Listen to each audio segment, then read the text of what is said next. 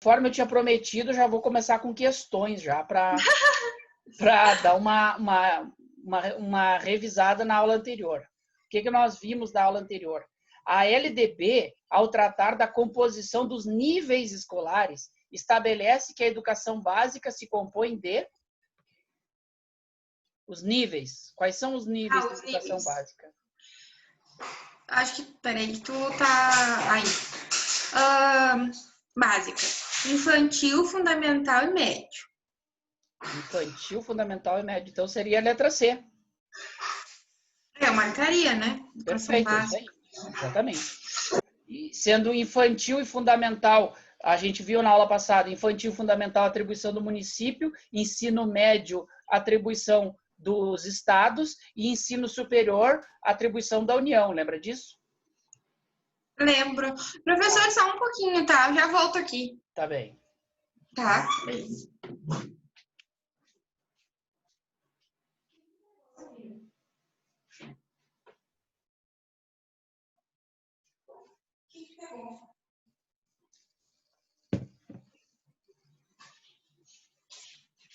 Eu achei que a minha cachorrinha tinha pego alguma coisa que não devia, mas não. É o osso dela, ela tá brincando lá. Eles adoram aprontar dessa, né? A minha gata, quando a gente sai de casa muitas horas, ela fica entediada e começa a derrubar tudo. Baixar tudo de cima das prateleiras pro chão. Eu acredito, eles não gostam de ficar só, né? Cachorro mais ainda. E gato também, ele não gosta que mexa com ele gosta de ficar de dono da casa. Mas não gosta também de ser ignorado. Meu Deus, eles não gostam de ser ignorados, Deus livre. Ai, ai. Aí, ainda na LDB, nós vamos explorar bastante a LDB hoje. Artigo 7º da LDB. Os 6 primeiros artigos nós trabalhamos bastante a aula passada. Então, o que diz o artigo 7º? O ensino é livre à iniciativa privada, atendidas às condições. Cumprimento das normas gerais de educação nacional e respectivo sistema de ensino. Lembra que eu falei que eu não posso colocar uma escola no fundo de quintal? Sem passar por uma série de alvarás e fiscalizações. Autorização de funcionamento e avaliação de qualidade pelo poder público, certo? Capacidade de autofinanciamento, ou seja, para montar uma escola, ela tem que se prover, ela não pode depender do dinheiro do poder público. Ressalvado o previsto no artigo 213 da Constituição Federal. O que diz o artigo 213 da Constituição Federal? Que o dinheiro público ele deve ir para os estabelecimentos de ensino públicos, exceto entidades filantrópicas, parcerias do setor público-privado que não tenham fins lucrativos. Então, existem raras exceções em que o dinheiro público, o erário, vai financiar ou subfinanciar entidades de ensino privadas, em raras exceções, principalmente voltadas à filantropia, ok? Artigo 7º-A. Ao aluno, isso é importante. Por quê? Por que é importante? Porque é exceção à regra. Ao aluno regularmente matriculado em instituição pública ou privada, de qualquer nível, é assegurado no exercício da liberdade de consciência e de crença. Olha lá, artigo 5º da Constituição Federal. O direito de, mediante prévio e motivado requerimento, ausentar-se de prova ou de aula marcada no sábado. Tá? Segundo os preceitos de sua religião, sendo vedado o exercício de tais atividades, devendo-lhe atribuir a critério da instituição e sem custos para o aluno uma das seguintes prestações alternativas. Entendeu? Por conta, isso é para os alunos sabatistas, os adventistas, por exemplo, que preservam o sábado. Então, se ele é um aluno que preserva o sábado, ou, bom, no domingo não temos problema, né? A LDB não prevê atividades educacionais no domingo. Exceto uma viagem, por exemplo, uma viagem a um museu, um estabelecimento, uma atividade extracurricular. Mas, por exemplo, ao aluno que por motivos religiosos, por motivo de crença, ele não possa participar de uma atividade educacional, ele tem o direito, seja em qualquer dos 3 níveis de ensino, mediante prévia notificação, a ter substituída essa atividade pelo quê? se for uma avaliação, por uma prova de reposição, se for uma aula de reposição, conforme o caso, a ser realizada em data alternativa, no turno de estudo do aluno. Ah, tá. Se é de manhã, em outro horário agendado, com sua concordância. Tá? Se for um trabalho escrito, um trabalho ou outra modalidade de atividade de pesquisa com tema, objetivo e data de entrega definidos pela instituição de ensino. Certo? Uhum. Muito bem, vamos avançar. Aqui é importante esses artigos 9º, 10º e 11º da LDB. Porque aqui eles preveem as competências de cada ente federado. Nós vamos ver as competências da União, competência dos estados e competência dos municípios. Então, nesse sentido, o que diz? Para a União incumbir-se-á de quê? Elaborar o PNE, o Plano Nacional de Educação, em colaboração com os estados, o Distrito Federal e municípios. Olha só, antes de nós lermos todos os incisos, vamos pensar o seguinte: a União, por ser o maior órgão envolvido, o maior ente envolvido, ela vai ter uma atuação e uma visão macro. Então, tudo que for macro é da União, certo? Tudo que for viabilizando, interpretando ou cumprindo as diretrizes é dos estados. E tudo que for executando na ponta da linha é dos municípios, certo? Para a gente ir entendendo. Então, elaborar o Plano Nacional de Educação, União. Organizar, manter e desenvolver órgãos e instituições oficiais do Sistema Federal de Ensino, certo? Secretarias de controle, Secretaria da Cultura, um órgão de implementação de estudos de ensino para a comunidade afro-indígena, tudo isso é a atribuição da União. Prestar assistência técnica e financeira aos estados, ao Distrito Federal e aos municípios. Bom, se a gente vê uma alternativa com isso, só quem pode assistir os outros dois entes é o ente principal. Para o desenvolvimento, olha só, assistência técnica e financeira. Para o desenvolvimento dos sistemas de ensino e atendimento prioritário à escolaridade obrigatória, exercendo sua função redistributiva e supletiva. O que é uma função redistributiva e supletiva? Ou seja, ela dentro do seu caráter de gestão, ela vai gerir e vai redistribuir recursos. O estado que tem mais recursos, ela vai jogar esse excedente para um estado que tem menos recursos, por exemplo, certo? E supletiva, ela vai injetar mais recursos, seja tecnológico ou financeiro, vai injetar mais recursos onde é mais carente. Tranquilo até aí? Uhum. Estabelecer, em colaboração com os estados, o Distrito Federal e os municípios, competências e diretrizes para educação infantil, ensino fundamental e médio, que nortearão os currículos. Nortearão os currículos. Olha aí a visão macro. E os seus conteúdos mínimos, de modo a assegurar formação básica comum. O que acontece? Nós estamos vivendo um momento de discussão sobre a inserção de uma matéria, uma disciplina, desde o ensino fundamental, a disciplina de educação financeira. Sabia disso? Está sendo estudado uma disciplina de educação financeira desde o ensino fundamental para o povo brasileiro. Isso vai ser olha aí a Sabrina. Sabrina chegando aí. Essa política de criar novas disciplinas, a OSPB, lembra da OSPB? Lembro. Então, OSPB, agora, olá, Sabrina, tudo bem? Oi, gente, tudo bem? Seja bem-vinda. Oi, Sabrina, que bom que tu voltou. Saudades de você. Professor, eu também estava com saudade de vocês. Senhora, pode seguir que eu já volto, tá? Tá bem. Então, Sabrina, nós estamos vendo aqui as competências dos entes federados. Nós andamos bastante, essas últimas 2 aulas, nós estamos trabalhando somente legislação voltada para a educação, certo?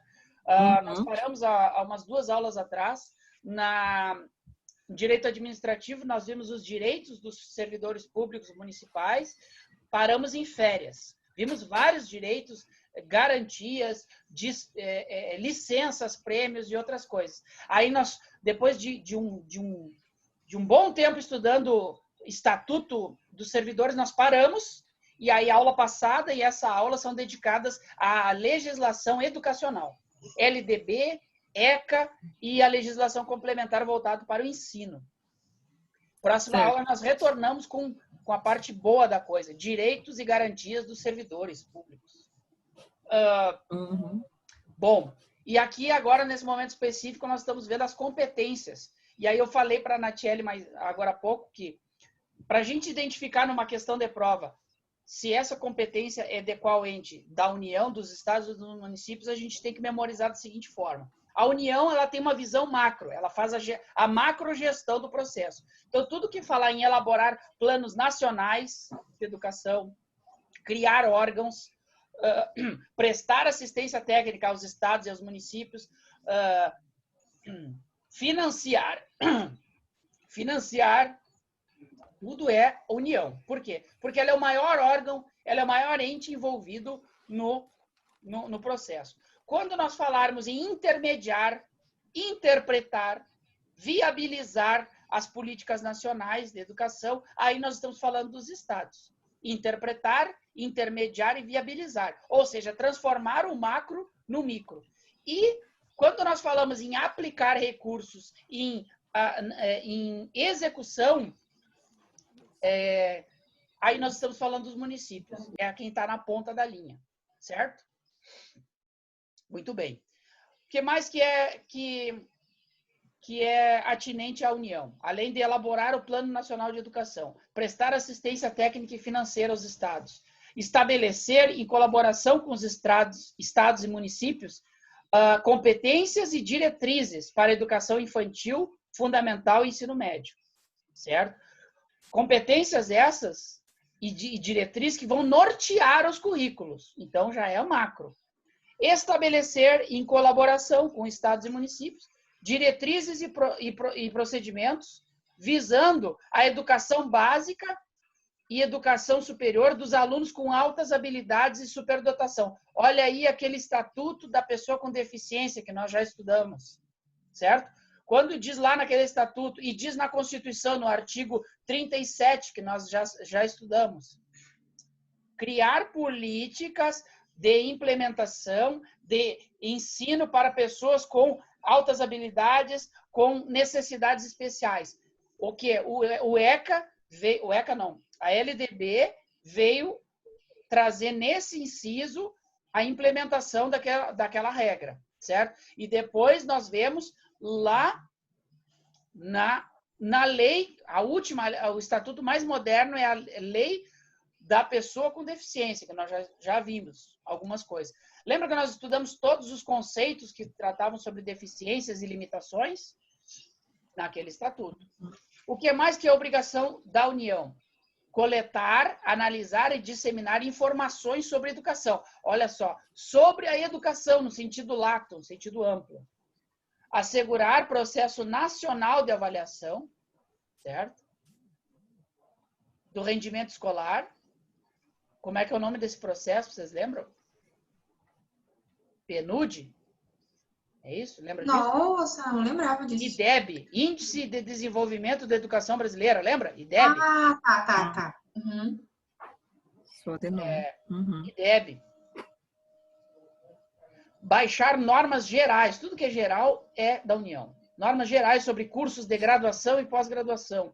Assegurar processo nacional de avaliação de instituições. Olha aí, avaliação das instituições. Ó, a nossa instituição é conceito tal no ENAD, conceito tanto no ENAD. Tudo é promovido pela União. Só lembro. Autorizar, reconhecer, credenciar, supervisionar, avaliar. Os verbos não são importantes, mas não precisa decorar. É importante saber o contexto em que eles se enquadram. Muito bem. Na estrutura educacional, haverá um Conselho Nacional de Educação. Aquele que emitiu aquelas 2, 3 instruções que nós já estudamos sobre o ensino da educação étnico-racial e educação do 9º ano, que nós vimos na aula passada, certo? Tudo emitido pelo Conselho Nacional de Educação, com funções normativas e de supervisão e atividade permanente, certo? Para que isso seja cumprido, a União terá acesso a todos os dados e informações necessários de todos os estabelecimentos e órgãos educacionais. As atribuições constantes do ensino no inciso 9º poderão ser delegadas aos estados e ao DF, desde que mantenham instituições de educação superior. Isso não é tão importante. Agora, mudando um pouco o teor dos verbos. Os estados incumbir-se-ão de quê? Organizar, manter e desenvolver os órgãos e instituições oficiais dos seus sistemas de ensino. Então, não são dos sistemas de ensino nacionais, somente dos seus, quais sejam os estabelecimentos de ensino estaduais. Definir com os municípios, formas de colaboração na oferta do ensino fundamental. Lembra que o ensino fundamental ele é de atribuição principal do município, com colaboração dos estados? Lembra disso? Natiele viu a aula passada. Assegurar a distribuição proporcional de responsabilidades de acordo com a população a ser atendida e os recursos financeiros disponíveis em cada uma dessas esferas. Elaborar e executar, olha aí o verbinho, executar políticas e planos educacionais em consonância com as diretrizes nacionais. Ou seja, obedecendo as políticas norteadoras da União, elaborar e executar as suas próprias. Autorizar, reconhecer, credenciar, supervisionar e avaliar os cursos das instituições de ensino de educação superior e os estabelecimentos do seu sistema de ensino. Isso só acontece quando o Estado tiver sistema de ensino superior, certo? No Rio Grande do Sul, nós temos estabelecimento de ensino superior? Não. Somente em São Paulo e no Distrito Federal. São Paulo, Rio de Janeiro e Distrito Federal. Nós seguimos a regra. O nosso estado tem estabelecimento de ensino médio. Estados de ensino médio. Tranquilo? Somente em pouquíssimos estados nós temos, por uma questão histórica, nós temos alguns estabelecimentos superiores. Assegurar o ensino fundamental. Cuidado com isso aqui, hein? O ensino fundamental, ele é dever do município, mas o Estado complementa. Ele tem função supletiva. Assegurar o ensino fundamental e oferecer com prioridade o ensino, com prioridade ao ensino médio, a todos os que demandarem, respeitado o disposto no artigo 38 desta lei, que nós vamos ver à frente. Assumir o transporte escolar dos alunos da rede estadual. Agora o artigo 11. E os municípios? Sobra o que para os municípios?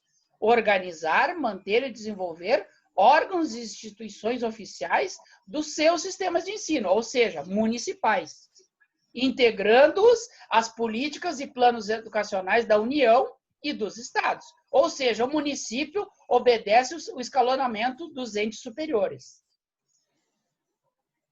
Se a gente pensar numa hierarquia entre os entes, fica tudo mais fácil. Politicamente não é doutrinário, não é, digamos assim, aconselhável fazer esse escalonamento, mas para fins de concurso e para fins de entendimento, funciona muito bem essa ideia de união no topo do ordenamento, estados no meio da pirâmide e os municípios lá embaixo obedecendo tudo. Funciona assim para as políticas de educação, funciona com o SUS, funciona com tudo. Baixar normas complementares, se não fosse assim, as normas não seriam complementares. Por quê? Porque tem que obedecer o ECA, tem que obedecer a LDB, tem que obedecer a Constituição do Rio Grande do Sul, tem que obedecer. e aí vai baixar normas complementares para o seu sistema de ensino, no caso Santa Maria. Adotar, credenciar e supervisionar os estabelecimentos do seu sistema de ensino. Beleza. Olha só. Função precípua do município. Oferecer educação infantil em creches e pré-escolas. E, com prioridade, o ensino fundamental. Permitida a atuação em outros níveis de ensino. Somente quando estiverem atendidas plenamente as necessidades da sua área. Ok? Assumir o transporte escolar dos alunos da rede municipal. Parágrafo único. Os municípios poderão optar ainda por se integrar ao sistema estadual de ensino ou compor com ele um sistema único de educação básica. Tranquilo até aí? Questão complicada, questão grande, mas que faz pensar. Vamos lá. Essa questão é de uma universidade, uma faculdade. No que tange a organização, isso aí vai resumir tudo que nós vimos até agora. No que tange a organização da educação nacional, determina que a União, os estados e municípios organizarão em regime de colaboração, é a palavra mágica, colaboração, os respectivos sistemas de ensino. Considerando, em síntese, as competências de cada ente, enumere as colunas. Então, município, estado, União. A quem cabe coletar, analisar e disseminar informações sobre educação. Educação, lato sensu. A quem cabe? União. Não. União. Concorda, Sabrina? Aham, fui eu que falei. Ah, então tá. E tu, Natiele? União. Educação, lato sensu. Então aqui, 3.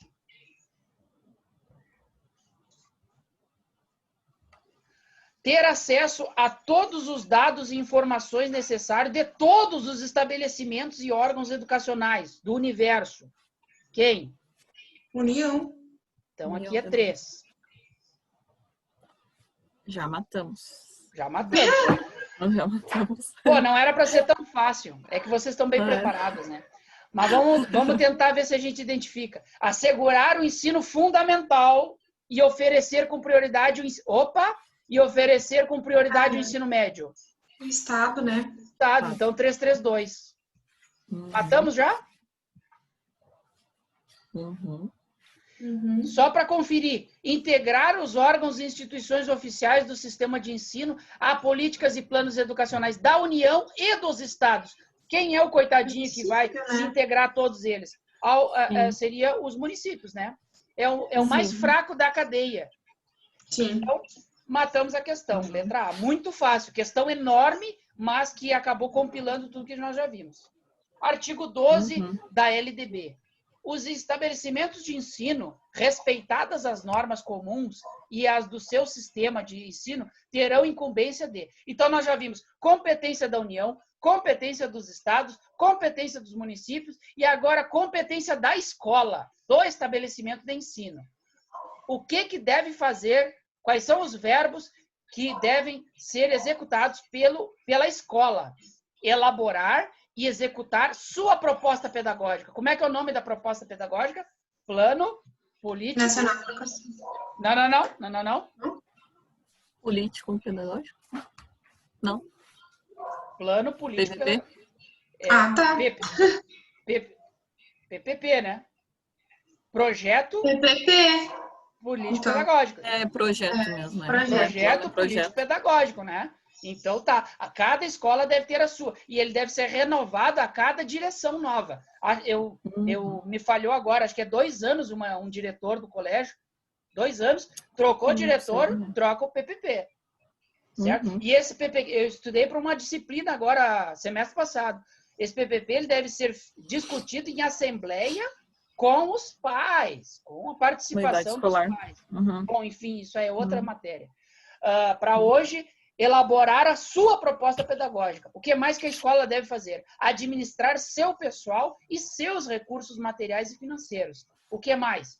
Assegurar o cumprimento dos dias letivos e das horas-aulas estabelecidas. Tranquilo, né? Velar pelo cumprimento do plano de trabalho de cada docente. Ou seja, a Sabrina chegou lá, a diretora, a secretária, vai lá conferir com a Sabrina, vai ter uma reunião periódica com a professora, lá com a Natiele, recém-contratada, e vai dizer para ela, esses conteúdos aqui estão sendo trabalhados, tu está trabalhando a disciplina de educação financeira? Mas eu não tenho essa matéria, não tive essa matéria na formação. Dá teu jeito. Isso aqui faz parte do nosso programa, tu tem que dar, tem que ministrar. É para isso que serve. O que mais? Velar pelo cumprimento do plano de trabalho de cada docente. Então, quem fiscaliza o docente? A escola ou estabelecimento de ensino. Prover meios para a recuperação dos alunos de menor rendimento. Nós vamos ver, não sei se hoje vai dar tempo, as funções do docente são inúmeras, são muitas, mas isso aqui pode ser um pega-ratão. Prover meios para a recuperação dos alunos com menor rendimento não é o professor, é a escola. A escola. Articular-se com famílias e comunidade, criando processos de integração da sociedade com a escola. Isso aí está cada vez mais em voga. Se nós decorarmos esse versinho aqui, nós vamos estar muito bem preparados e alinhados com as novas políticas educacionais. Integração entre sociedade e escola. Isso está muito em voga. Juntamente com inclusão. A palavra inclusão também está na moda. Informar pai e mãe. Vamos pensar, é atribuição do diretor da escola, do professor? Não, é atribuição da escola. Informar pai e mãe, conviventes ou não com seus filhos, e, se for o caso, os responsáveis legais sobre a frequência e rendimento dos alunos, bem como sobre a execução da proposta pedagógica da escola. Nós vamos ver ainda hoje, se der tempo, que o ECA diz que será sancionado, poderá sofrer uma punição por meio do Ministério Público, o diretor e, inclusive, os responsáveis que não fizerem o acompanhamento dos alunos em caso de evasão ou baixo rendimento. Importante, o ECA interagindo aqui, executando essas diretrizes. Notificar, olha o Conselho Tutelar do ECA, notificar ao Conselho Tutelar do município a relação dos alunos que apresentem quantidade de faltas acima de quantos por cento? 30%. 30% notifica o Conselho Tutelar. Isso é bom para a prova. Importante também, promover medidas de conscientização, prevenção e combate ao bullying. Bullying, intimidação sistemática, violência. Temos bastante coisa falando sobre isso no Estatuto da Criança e do Adolescente. Estabelecer, mas sai daqui, começa por aqui. Estabelecer ações destinadas a promover a cultura de paz nas escolas. Promover ambiente escolar seguro, dentro da sua própria escola, adotando estratégias de prevenção prevenção e enfrentamento ao uso e dependência de drogas. Drogas, importante, combate às drogas. Tudo é atribuição da escola. Drogas, bullying, evasão, repetência, tudo é obrigação da escola como instituição.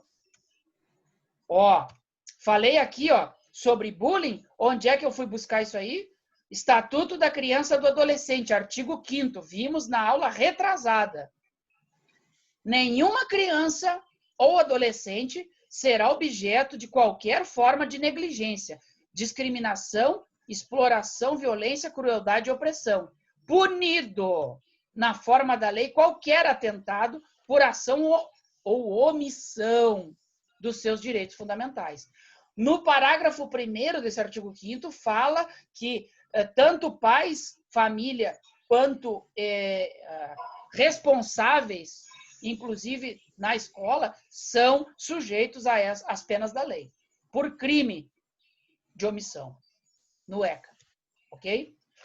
Agora chegamos finalmente na função do docente, ao que cabe nós docentes.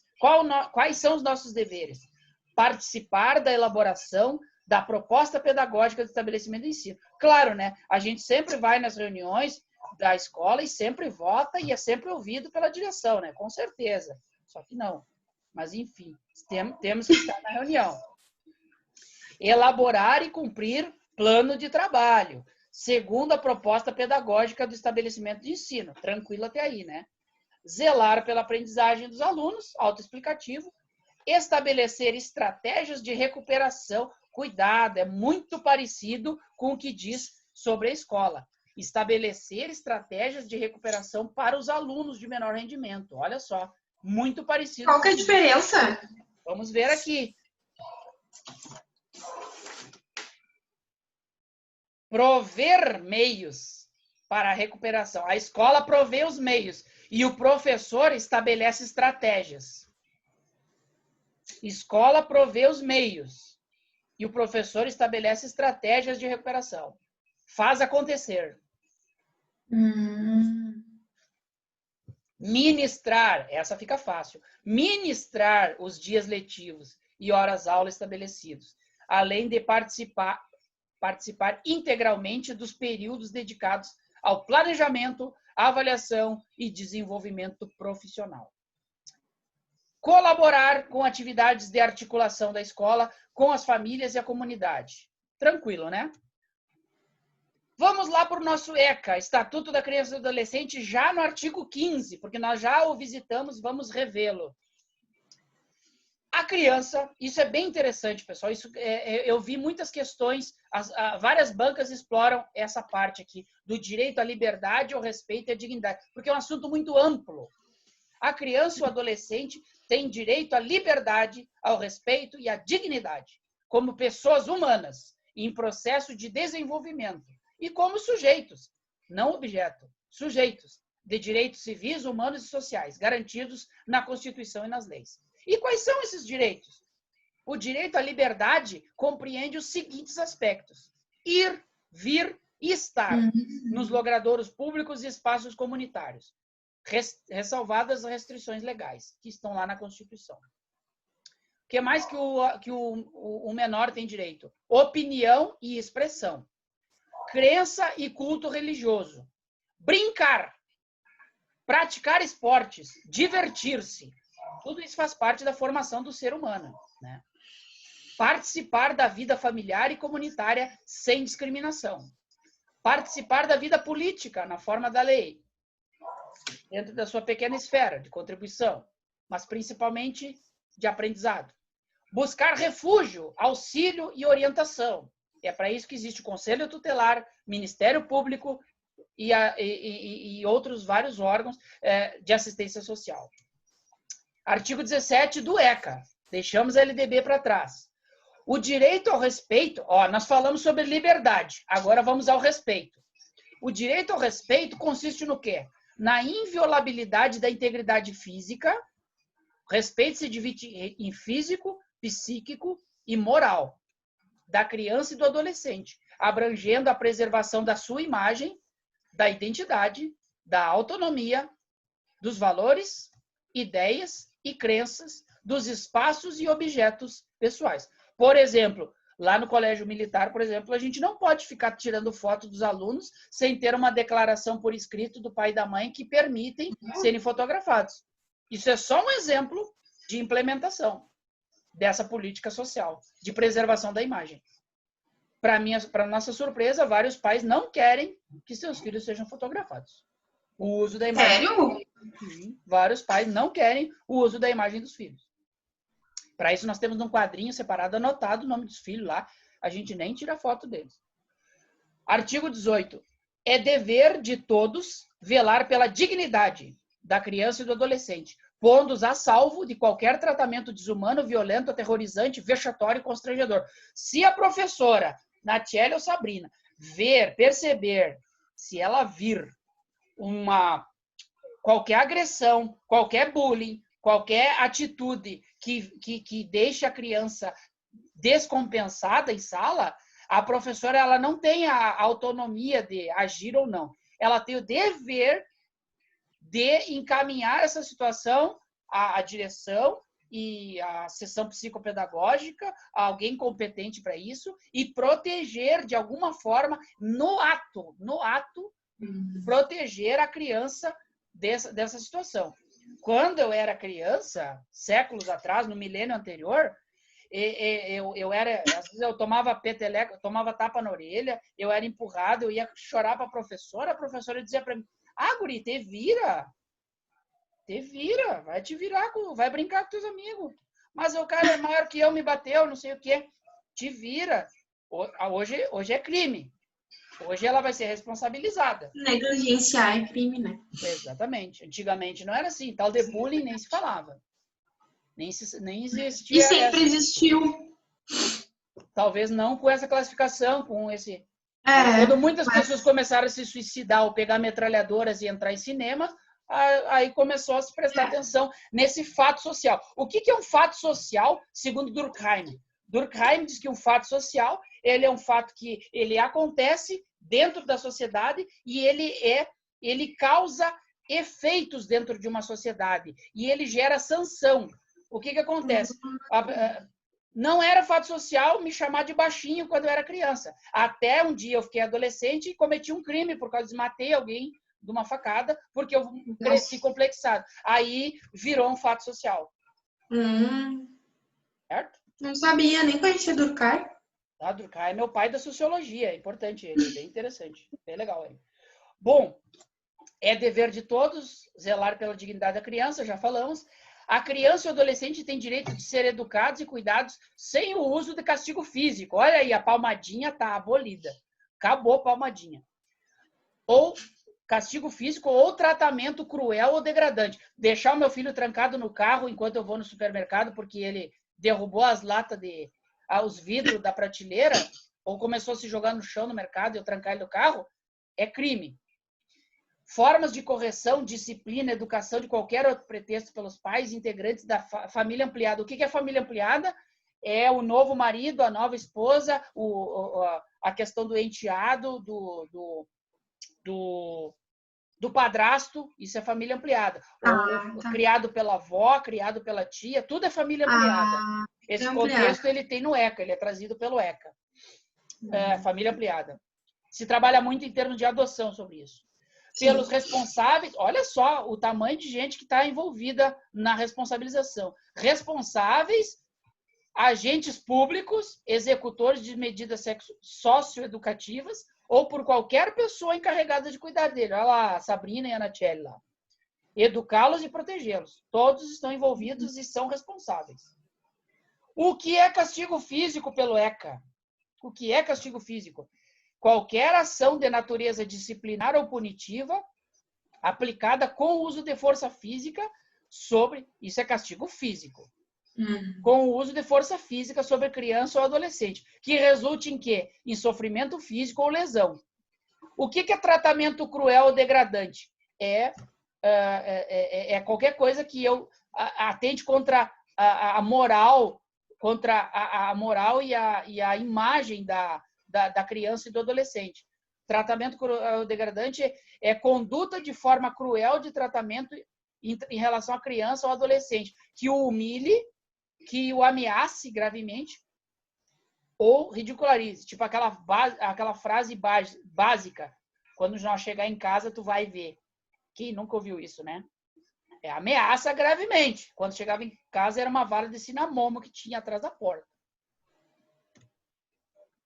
Os pais, os integrantes da família ampliada, os responsáveis, os agentes públicos, executores e qualquer pessoa encarregada de cuidar de crianças, de tratá-los e educá-los, que utilizarem castigo físico ou tratamento cruel ou degradante como formas de correção, eles estão sujeitos a quê? Às seguintes medidas. Encaminhamento a programa oficial comunitário de proteção à família, olha, programa oficial de proteção à família. Encaminhamento, olha aqui, ó. 10 minutos para finalizar a aula. Deixa eu olhar o nosso tempo. Nossa, passa muito rápido. Vai fechar. Quando cair é porque terminou, pessoal. Encaminhamento a tratamento psicológico ou psiquiátrico. Olha só, a Natiele lá, apertando o gurizinho lá, psiquiátrico para ti. Encaminhamento a cursos ou programas de orientação. A Sabrina vai ter que fazer hora extra, fazendo cursinho para não xingar mais o aluno. Obrigação de encaminhar, aí é para os pais, ó. obrigação de encaminhar a criança a tratamento especializado, psicólogo praticamente, psicólogo e psiquiatra, por causa dos traumas que ela está gerando. E a advertência. Essa advertência pode parecer brincadeira. A advertência não é tão importante. Não é tão importante quanto tu não somar 2, 3 advertências e o Ministério Público abrir um processo criminal contra ti, por reincidência. E essas medidas serão aplicadas pelo Conselho Tutelar. Olha aí quem não dá bola para a tia do Conselho Tutelar. Ela te dá uma advertência, daqui a um pouco a delegacia do menor está te chamando lá, está te mandando um ofício por causa da tia do Conselho Tutelar. Porque ela já te advertiu 2 vezes e tu é reincidente. Agora eu fiquei Vamos pensando, trabalhar. Oi? eu nem sou tão, digamos assim, digamos, né, sou bem nova, né, acabei de, digamos, me formar e coisas assim, os meus professores, se eu soubesse dessas coisas, olha, eu tive cada professor que fizeram, acho, algumas dessas coisas, humilharam os colegas, né. Eu também um monte de coisa que a tive gente já. não sabe. Eu já passei. E quando eu era pequena, eu tive.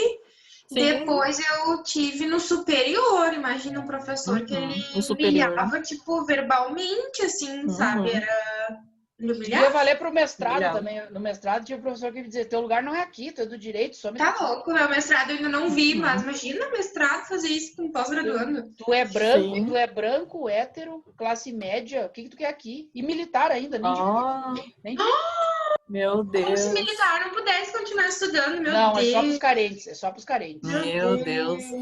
Que absurdo. Acho que o meu problema é que eu era hétero. Meu Deus. Como é que é? Branco, cis? Branco, hétero, classe média e militar. E do direito ainda, não tinha nada certo. Todo padrão. Todo padrãozinho, né? Todo padrãozinho. Que horror. Para nós fechar com chave de ouro, vamos matar uma questão aqui. Os pais, ó, isso aqui é cópia de um artigo, olha aí, ó. A banca com pouca criatividade, banca decoreba. A nossa é assim. Os integrantes da família ampliada, os responsáveis e agentes públicos de medidas socioeducativas ou qualquer pessoa, isso aqui que é mais importante, qualquer pessoa encarregada de cuidar de crianças e adolescentes são sujeitos a um rol de sanções em caso de abuso ou violência frente aos menores. Identifique a sanção incorreta. Qual dessas aqui não é uma sanção que pode ser aplicada pelo Conselho Tutelar? Qual dessas não é? Que é a última. Repreensão. Muito bem, repreensão. Perfeito. Não vou nem problematizar. Parecer do Conselho Nacional de Educação número 7. Só para a gente lembrar, né? Já vimos LDB, já vimos Estatuto da Criança, demos uma passada em alguns artigos da Constituição e agora, para fechar a aula, parecer número 7 de 2010 do Conselho Nacional de Educação, que nós estudamos, que ele é a atribuição da União legislar sobre ele, criar o Conselho Nacional e emitir normas sobre ele. O que diz o parecer número 7? Nós já vimos na primeira ou na segunda aula. Diretrizes nacionais para a educação básica. E o parecer número 3 fala sobre o quê? Educação afro e indígena. Tá? Esses dois estão no nosso edital. Então, o que ele diz? Que existe a necessidade de definição de diretrizes curriculares para a educação básica.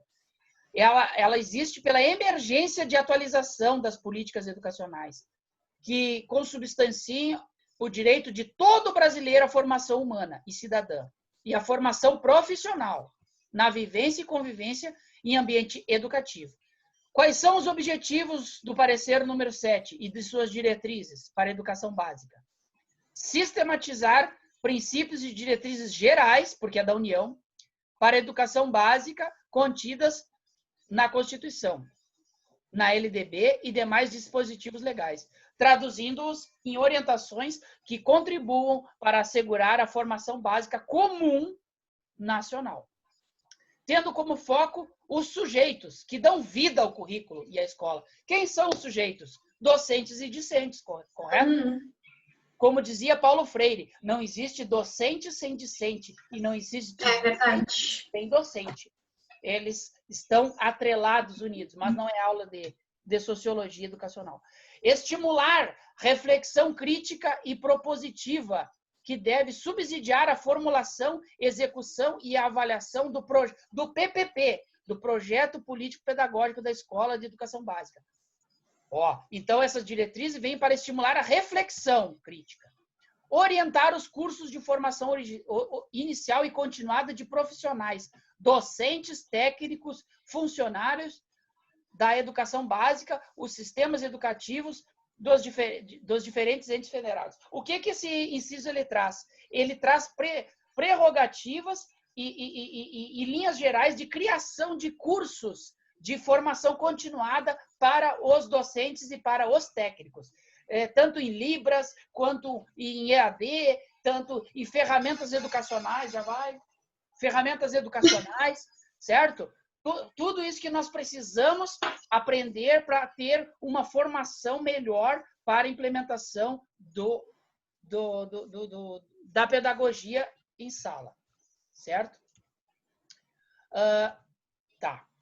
Para fechar, antes que caia, os temas considerados pertinentes à matéria, objeto desse parecer, passam a se constituir nas seguintes ideias-força. Se falar em ideias-força,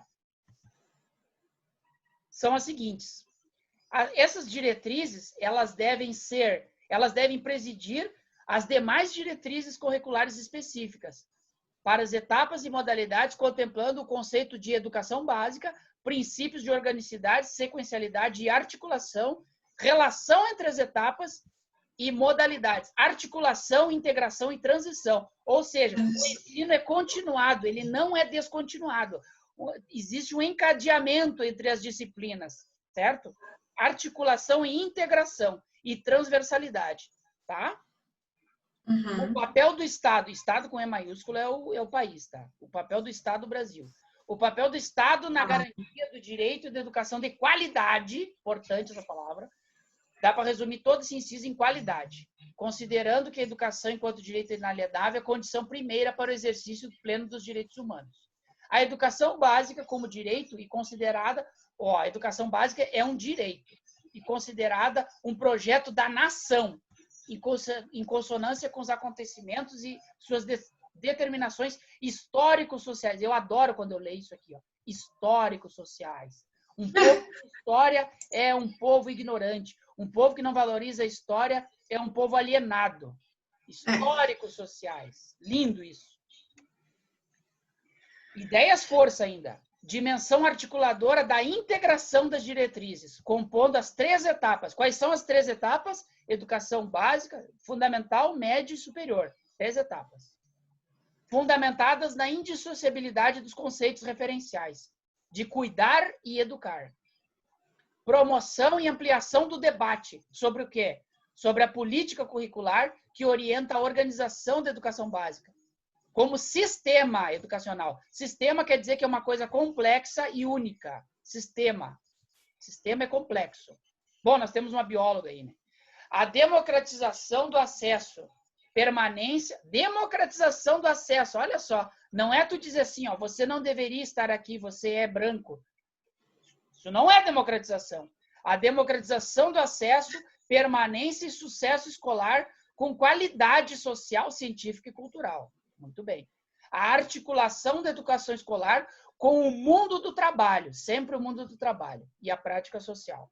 A gestão democrática e avaliação. Eu poderia passar um texto para vocês, tem na apostila de vocês sobre gestão democrática. O que é gestão democrática? A LDB traz o que é gestão democrática. Basicamente, ela é composta da gestão da gestão da escola, dos docentes, juntamente com os pais e o restante da sociedade. Isso é gestão democrática. E os discentes, os alunos participando também. Isso é democrática. A formação e a valorização dos profissionais da educação. Que bom que fosse, né? Formação e valorização